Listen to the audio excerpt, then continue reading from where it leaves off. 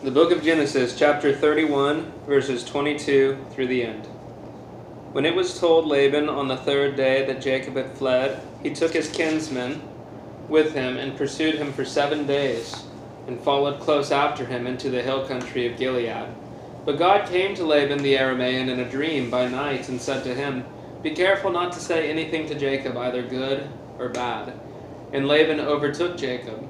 Now Jacob had pitched his tent in the hill country, and Laban with his kinsmen pitched tents in the hill country of Gilead.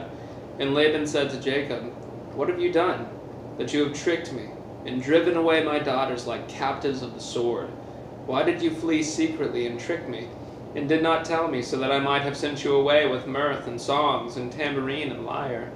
And why did you not permit me to kiss my sons and my daughters farewell? Now you have done foolishly.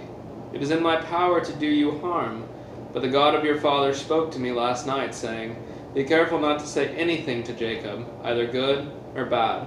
And now you have gone away because you longed greatly for your father's house. But why did you steal my gods?"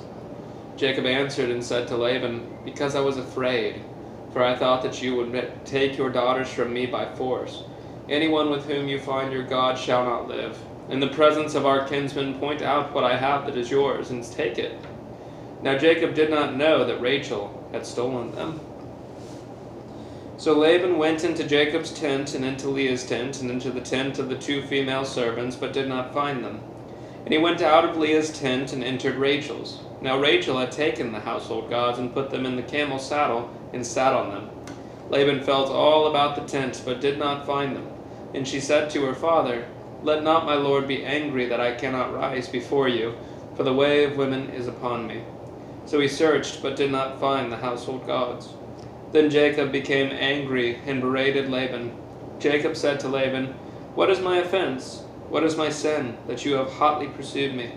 For you have felt through all my goods. What have you found of all your household goods? Set it here before my kinsmen and your kinsmen, that they may decide between us two. These 20 years I have been with you. Your ewes and your female goats have not miscarried, and I have not eaten the rams of your flocks. What was torn by wild beast I did not bring to you. I bore the loss of it myself. From my hand you required it, whether stolen by day or stolen by night. There I was by day, the heat consumed me, and the cold by night, and my sleep fled from my eyes. These 20 years I have been in your house. I served you 14 years for your 2 daughters, and 6 years for your flock, and you have changed my wages 10 times. If the God of my father, the God of Abraham and the fear of Isaac, had not been on my side, surely now you would have sent me away empty-handed. God saw my affliction and the labor of my hands, and rebuked you last night."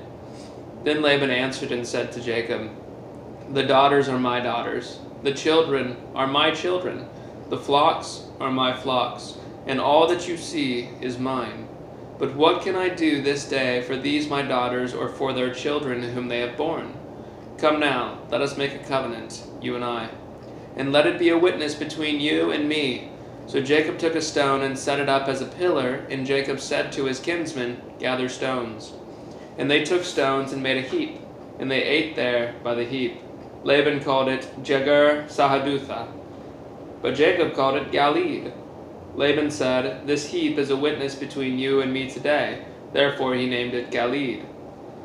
And Mizpah, for he said, "The Lord watch between you and me when we are out of one another's sight. If you oppress my daughters, or if you take wives beside my daughters, although no one is still with us, see, God is witness between you and me." Then Laban said to Jacob, "See this heap and the pillar which I have set between you and me? This heap is a witness, and the pillar is a witness, that I will not pass over this heap to you, and you will not pass over this heap to me to do harm.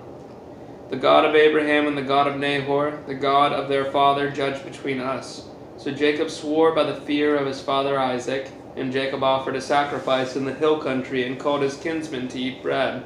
They ate bread and spent the night in the hill country. Early in the morning Laban arose and kissed his grandchildren and his daughters and blessed them. Then Laban departed and returned home.